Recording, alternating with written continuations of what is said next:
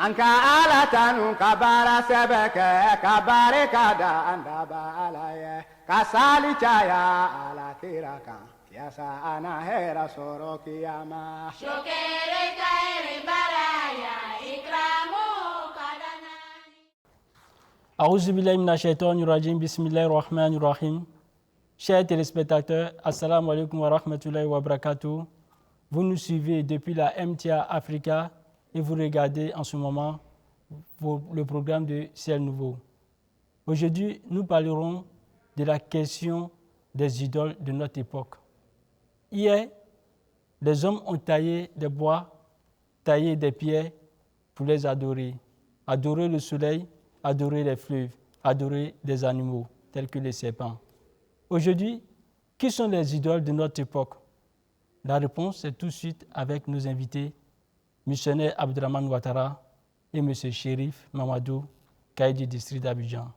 Assalamu alaikum wa rahmatullahi wa barakatuh, chers invités. Wa alaikum salam wa rahmatullahi wa barakatuh.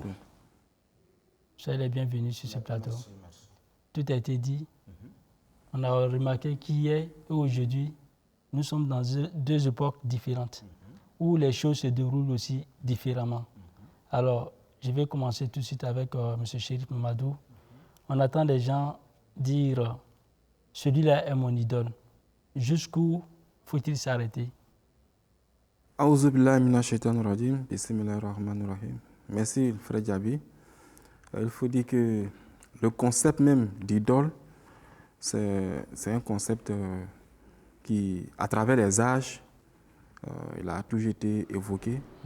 Et les années passées, au temps de nos ancêtres, on parlait d'idole. Comme vous avez dit dans l'introduction, avant on taillait des bois, des pierres, et on considérait ces objets-là comme, comme des divinités.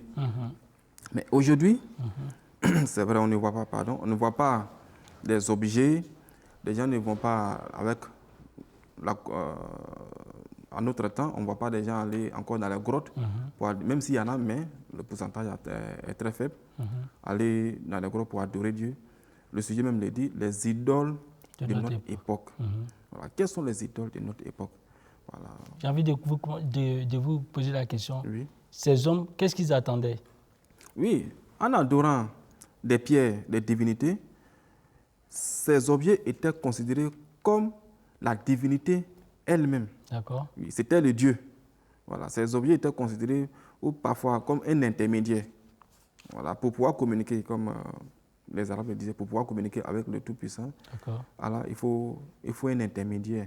Voilà, donc c'était un moyen d'attendre, d'espérer attendre un résultat. Un résultat, voilà. Donc, il y a un besoin. Okay. Voilà, ils partaient évoquer leurs problèmes, leurs difficultés, leurs souffrances. Voilà, revenez s'il vous plaît aux idoles de notre époque. Donc, aux idoles de notre époque, on entend parfois que tel footballeur est mon idole. Voilà, telle personnalité est mon idole. Donc, la chose a changé de forme. Ce n'est plus l'adoration en tant que prière ou parole adressée, mais aujourd'hui, l'importance est accordée à certains objets ou à certaines personnalités, je dirais, l'importance qu'il leur a accordée, on n'accorde pas cette importance-là à Dieu lui-même. Donc il y a une prééminence. Il y a une prédominance même. Voilà, qu'on les accorde. Qu'on les accorde. Voilà, même au niveau des religieux. Au niveau des religieux, voilà, donc ils accordent plus d'importance aujourd'hui à certaines personnes, à certains objets, voilà, par rapport même à Dieu lui-même. D'accord, merci à vous. Oui. Alors, missionnaire Abdraman, les idoles, c'est quoi en islam? En islam, les idoles que l'islam qu'on appelle les idoles, mettre ta confiance, ton espoir sur une personne ou chose qui peut te sauver sur tous les plans. D'accord. Donc, c'est le résumé. Mettre ta confiance sur une chose, sur une personne. Sans cette chose-là, comme on disait, moi, ma vie n'a pas de sens. Oui. Quand ça rentre dans ce contexte-là, ça devient maintenant l'adoration. Sinon, il y a le respect. Ça n'a rien à voir avec l'adoration. L'adoration veut dire mettre ta foi sur une chose ou bien quelqu'un. Sans ça là, ma vie n'a pas de sens. C'est là maintenant l'adoration vient. À vous entendre, on a l'impression qu'il y a des pratiques qui n'ont rien à voir avec l'adoration d'hier, mais qui effectivement sont considérées comme du chic. Oui. Mais est-ce que vous pouvez rentrer, aller... Avant, on se préparait. Il y avait des rituels qui étaient faits, il y avait des jours qui étaient prévus dans l'année pour aller adorer des objets. Mais aujourd'hui... jour, époque. Voilà, époque. Et voilà. Effectivement, voilà. Moment, ok. Donc, mais aujourd'hui, on n'a pas forcément besoin de jours bien d'une époque. Mais d'après ce que le missionnaire vient de dire, aujourd'hui, tout est devenu idole. Même un objet aujourd'hui même le téléphone que nous avons aujourd'hui, les smartphones que nous avons aujourd'hui, on peut les assimiler aux idoles. Comment? Parce qu'il a dit tout à l'heure qu'en attendant bien sûr un résultat escompté, mais comment le téléphone peut devenir une idole? Effectivement, mais on est en train de faire l'azan. L'heure de la prière est arrivée. On fait l'azan et c'est en ce moment-là que toi, tu vas sur les réseaux sociaux, voilà, pour aller. Tu as du mal à te départir. Tu es en train de naviguer, c'est intéressant, ou tu es en train de causer sur un réseau social. On fait la prière même, on fait même l'ikama, ils sont en train de prier, mais tu es caché quelque part, en train de naviguer, en train de causer, en train de faire quelque chose sur les réseaux sociaux. Donc tu vois que tu as du mal à te séparer. Tu as accordé plus d'importance à cette chose-là qu'à l'adoration. Donc du coup, on va dire que cette chose-là a plus de poids pour toi que la prière. Donc ça devient de l'idole en quelque sorte. Missionnaire, qu'avez-vous à dire? Et par rapport à ça, même quand Allah subhanahu wa ta'ala a envoyé le prophète, il leur a dit ceci, dans la sourate 16, verset 37, que je cite. Il dit, voilà, kad ba'athna fi kulli ummati rasulan an ibudu laha wa janbu taghut. Il dit, nous avons certainement envoyé à chaque peuple un messager qui prêchait ainsi: adorer Allah et éviter toutes les transgressions. Chaque prophète ont été envoyés par Allah à chaque peuple.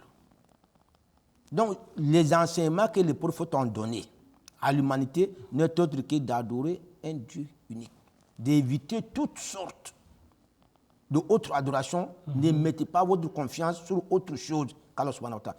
C'est l'enseignement là que tous les prophètes ont enseigné, sans exception. Vous voyez?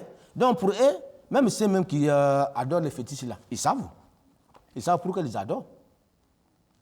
Quand une mouche s'installe sur lui, il ne peut rien faire. C'est ce que Seigneur Ibrahim a dit à son père, alayhi salam. Il dit, ah papa, comment tu peux adorer quelque chose qui n'entend pas, qui ne voit pas, qui ne peut pas t'apporter bonheur, même si quand un malheur vient là, il ne peut rien faire. C'est une question frère.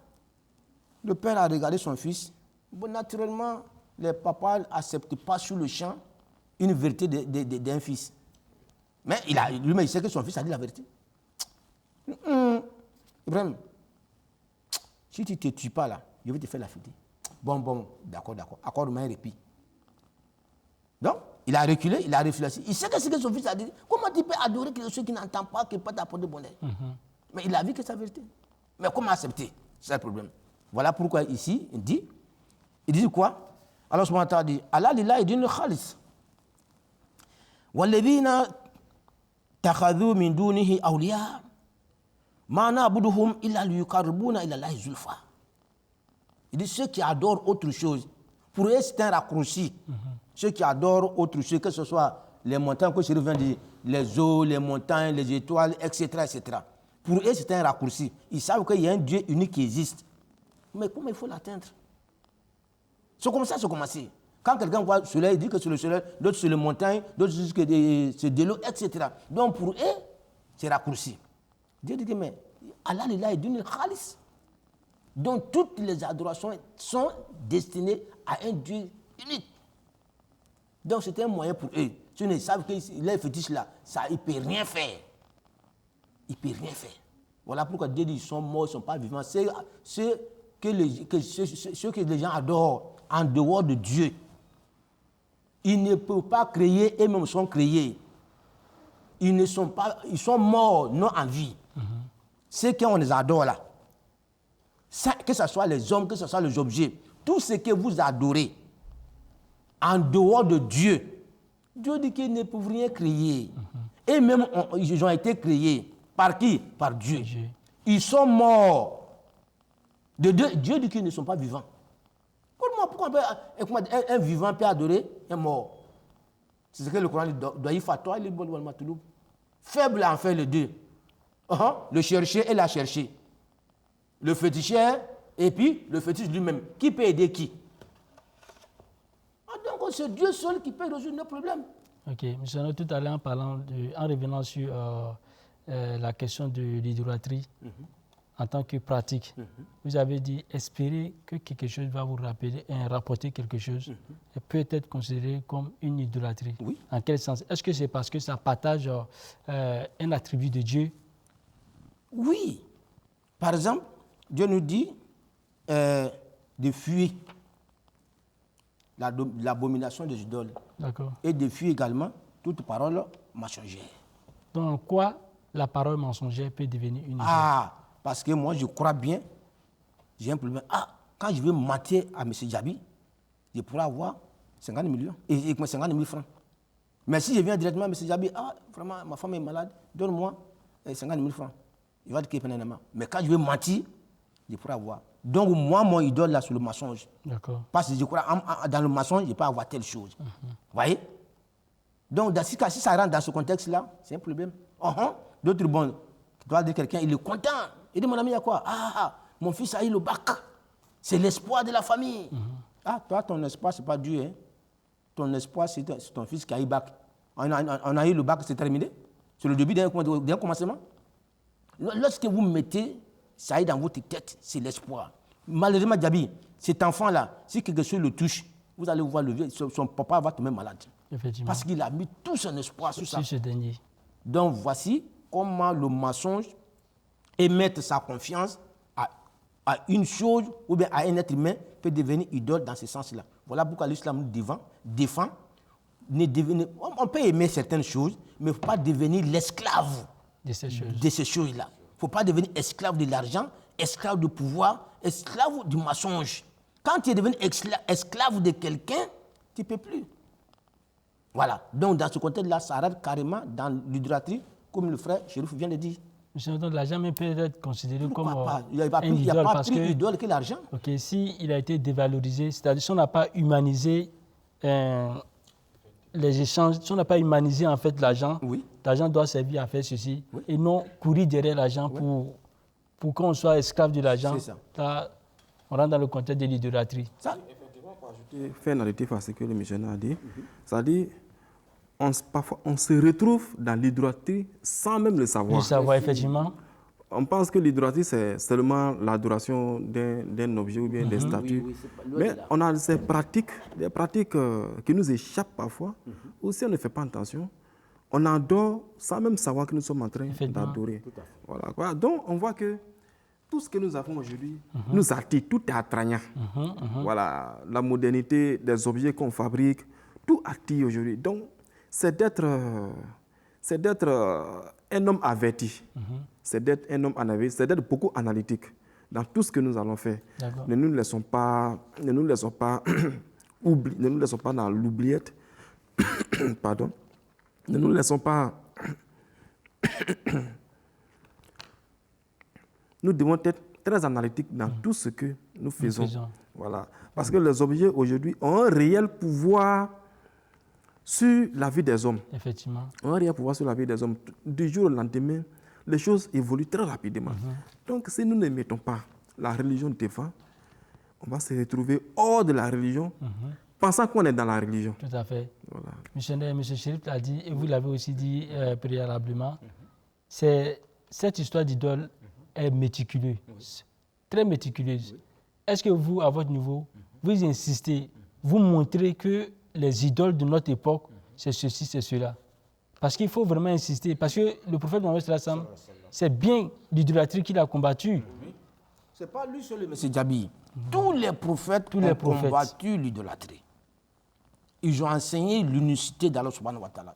tous les prophètes ont enseigné à l'humanité, Dieu est un. C'est le combat. Dès quand on sort dans ce cadre-là, même dans un verset qu'on dit, s'il y avait 2 dieux, le ciel et la terre, il y aurait un chaos. Voilà, s'il y avait 2 dieux, il y aurait un chaos. Donc voilà pourquoi Allah subhanahu wa ta'ala, le plan qu'Allah subhanahu wa ta'ala a pris pour créer l'univers, il faut un seul Dieu unique. Il n'y a pas 2 capitaines dans un bateau. Vous voyez?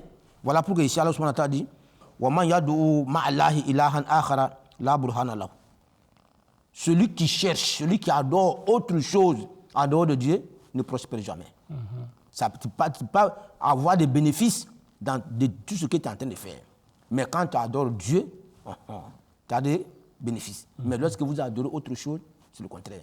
Même par exemple, quand on était à Mahdi Abad, vous voyez, donc l'islam nous dit, on devient esclave de Dieu, le serviteur de Dieu, et non le serviteur de ces objets-là. Parce que ces idoles ne peuvent rien faire. Ceux dont on les prend comme les idoles, d'autres disent politiciens, mais il ne faut pas devenir son esclave. Quand il devient son esclave, le jour que ça va mélanger là, l'eau qui va l'entraîner là, tu vas partir avec lui. Effectivement. Il ne peut pas te sauver. Missionnaire, il a quelque chose à ajouter. Missionnaire m'a fait donner, il a dit quelque chose qui est vraiment important. Aujourd'hui, nous voyons que la jeune génération, ça donne à un phénomène qu'on appelle le broutage. On en a déjà parlé. Mais à cause, c'est pour avoir de l'argent. En fait, c'est pratique-là pour avoir de l'argent. Effectivement. Mais pour réussir cela, il faut du sang humain. Pourquoi faire? Donc c'est plus que de l'hydrothérapie. Effectivement. Voilà. Chérif, vous pouvez continuer avec des conseils que vous pouvez donner à la jeunesse. Parce que au regard de tout ce qu'on dit là, ça concerne plus la jeunesse.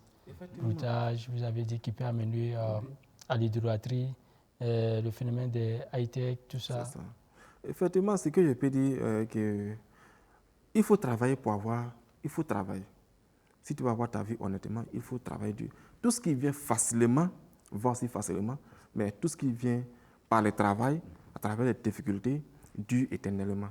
Donc, ce que nous disons à la nouvelle génération, c'est de faire très attention. Parce qu'aujourd'hui, le monde est fait en sorte que on peut se retrouver dans l'hydrothérapie sans le savoir. Parce que tout attire. Chaque jour que j'ai fait les voitures, les belles voitures, les maillots, les chaussures aujourd'hui, des claquettes qu'on va acheter très chères, souvent il faut mettre des sommes colossales dans des chaussures qui... Bon, je ne dis pas que ce n'est pas bon. Je ne dis pas que porter des chaussures chères, ce n'est pas une bonne chose. Mais vraiment, l'homme est fait en sorte que... C'est-à-dire il faut faire les choses selon la mesure. Il ne faut pas aller au-delà de là où ton niveau de vie n'est pas encore arrivé. Ce qui se tue aujourd'hui pour les hommes, pour les politiques, qui s'adonnent aujourd'hui. Mais c'est vrai, les politiciens, c'est les grands idoles aujourd'hui de la plupart des jeunes en Afrique. Mais il ne faut pas le mettre à un niveau où tu vas le considérer plus que Dieu lui-même. Sans lui, sans le suivre, tu ne peux pas avoir ta vie.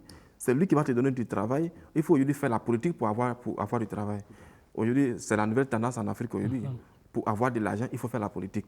Non, on n'a pas besoin de faire la politique pour avoir de l'argent. Comme le disait quelqu'un, si lui veut être politicien, à moins que Bill Gates soit candidat aux États-Unis, là, lui va faire la politique. Je dis qu'on n'a pas besoin de passer forcément par la politique pour avoir de l'argent. Et aujourd'hui, par ce chemin aussi, on ne peut pas être, c'est difficile d'être honnête. Bon, je ne juge pas, mais ce n'est pas vraiment facile. Donc l'hydrothérapie aujourd'hui, c'est dans tous les domaines. Ce n'est plus, avant, c'était seulement les bois, les statues qu'on adorait, mais aujourd'hui, dans le commerce, dans ce que tu fais, dans ta vie professionnelle, l'idolâtrie aujourd'hui est rentrée dans tous les domaines. C'est à nous de savoir ce que je fais. Est-ce que c'est conforme? Est-ce que Dieu est au-dessus? Si Dieu est au-dessus, tu t'engages. Mais si tu vois que ce que tu fais, Dieu est en bas, voilà, tu négliges la pratique religieuse, il faut vraiment s'en méfier. Il faut réfléchir 2 fois avant de t'engager. Je crois que dans le sermon de Koudam, c'est écrit que je donnerai préséance aux affaires religieuses. C'est ça. C'est ça? Effectivement, ça fait partie du sermon de Koudam qu'on récite avant chaque réunion. Voilà. Ce qui veut dire que vous devez mettre encore l'emphase sur ça pour toujours inciter la jeunesse à se mirer vraiment au sermon d'allégeance. Parce qu'en s'y mirant, on va arriver à se départir carrément de la pratique de l'idolâtrie. Effectivement, c'est pour cela qu'à chaque réunion, à chaque rencontre, on récite. C'est déjà, c'est fait. Voilà, on récite l'idée, pardon, on récite ce sermon-là pour rafraîchir, pour rappeler les coudames. Voilà, voilà, le but de leur création. Le sermon est très riche. Voilà, donc ça nous ramène, ça donne préscience, ça donne l'importance à Dieu par rapport aux affaires mondaines. Je reviens à vous, missionnaire Abdraman. Au risque que les portables téléphones deviennent des idoles, que les chaussures et les voitures deviennent des idoles, au risque que des faits dans tous les domaines peuvent être considérés comme des idoles, quel conseil avez-vous à donner à la jeunesse ou en tout cas à tous ceux qui sont susceptibles de pratiquer l'idolâtrie sans le savoir? Alhamdulillah, l'islam est simple. Tout ce que Dieu a créé pour nous, on doit les utiliser, mais on ne doit pas gaspiller. Le temps est sacré. On ne gaspille pas le temps. D'accord. Ici, parce que c'est nous qui sous-estimons le temps. Mais ici, les jeunes gens, le temps là, Dieu nous a donné le temps. Voilà, par exemple, la journée est faite pour travailler, la nuit est faite pour se reposer. Le temps que toi tu dois prendre pour travailler, tu es sur ton portable, tu es devant l'écran, dans les cyber là, les cyber, café et autres. Il y a un temps, le corps qui est là, Dieu a créé le corps humain est sacré. Il y a un temps, il doit prendre pour travailler, et il y a un temps qu'il doit se reposer. Le corps est programmé. Mais si toi, tu prends tout ce temps-là, là où tu devais te reposer, tu prends ça aussi pour gaspiller dans les futilités. Ça vient, le mot futile vient encore. Ouais. Là, oui, ça vient. Un élève qui va à l'école, tu as un temps pour bosser. Quand tu quittes à l'école, tu as un temps pour bosser. Tu as un temps pour te reposer. Et puis le lendemain, l'activité les prenne. Mais quand tu gaspilles tout ton temps là au portable, tu es en train de communiquer, tu es en train de manipuler ton portable de 20h jusqu'à 22h, ou bien 23h. À quel moment tu vas dormir et à quel moment tu vas te réveiller. Et maintenant, arriver à l'école, maintenant, c'est toi qui es devant le maître, tu es en train de bailler. Tu es en train de somnoler devant le maître. Oui. Le maître il va te mettre au doigt. Oui. Donc, cher, ce qu'on conseille que j'ai à donner aux jeunes gens, Dieu a tout déjà planifié. Chaque chose à son temps. Utilisons les choses de la meilleure façon. Alors, subhanahu wa ta'ala, c'est ainsi que lui, il a créé l'homme, ou bien les musulmans, un peuple qui fait le juste milieu. Pas trop débordé, pas trop diminué. Là, maintenant, c'est bon pour ta santé et c'est bon aussi pour ta vie. Donc, sachons utiliser les choses dans la meilleure manière, juste milieu. D'accord. Alors, M. Chérif, mot de fin? Je dirais qu'auparavant, au temps de nos ancêtres, ils mettaient du temps avant d'aller adorer les idoles. Mais aujourd'hui, chaque seconde, chaque minute, on a nos idoles devant nous. Il faut faire très attention, sinon on va passer toutes nos vies en train d'adorer. Et c'est au soir de notre destin, mais au soir le jour où on va mourir, on verra que quand on va réfléchir, on va faire un retour derrière, on va regarder dans le miroir, on verra qu'on a pris tout le temps à adorer. C'est ce moment-là que ce sera un grand regret pour nous. Parce que tout ce que nous faisons aujourd'hui, les appareils que nous avons, les idoles modernes, les appareils que nous avons, les belles voitures, les chemises, les activités auxquelles on consacre du temps qui ne nous apportent pas grand-chose, c'est de l'idolâtrie. Voilà, on met ces choses-là, on accorde plus d'importance à ces choses-là par rapport à la prière, par rapport aux activités qui vont profiter à l'humanité. C'est en cela que je dis qu'aujourd'hui, nos parents, ils mettaient des jours, au moins dans l'année, ils avaient quelques jours pour aller adorer. Mais aujourd'hui, nous, chaque jour que Dieu fait, on a nos idoles qui sont devant nous. Effectivement. C'est de faire très attention. Je voulais vous dire quelque chose très rapidement. Bon. Tout a été dit. Voilà, tout a été dit. On dit seulement aux jeunes gens de se méfier. Si lorsqu'on devient musulman, là, on a un choix à faire. Il ne faut pas te comporter comme les autres. Parce que toi, Dieu t'a dit que tu es le meilleur par rapport aux autres. Donc, tu dois être le meilleur dans quoi? Dans l'acte que tu poses. Donc, les musulmans doivent montrer bon exemple aux autres. Ok. Chers téléspectateurs, mettons plutôt notre confiance en Dieu qu'à la créature.